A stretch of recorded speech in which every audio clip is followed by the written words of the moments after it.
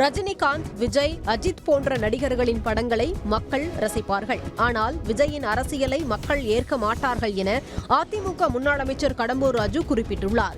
தூத்துக்குடி மாவட்டம் விளாத்திக்குளத்தில் தாவேக நிர்வாகிகள் கடம்பூர் ராஜு முன்னிலையில் அதிமுகவில் இணைந்தனர். நிகழ்வில் பேசிய கடம்பூர் ராஜு, மெர்சல் திரைப்பட வெளியீட்டிற்கு எடப்பாடி பழனிசாமி உதவிய போது வாழ்நாள் முழுவதும் நன்றி கடன் பட்டுள்ளதாக கூறியதை விஜய் மறந்துவிட்டதாக தெரிவித்தார்.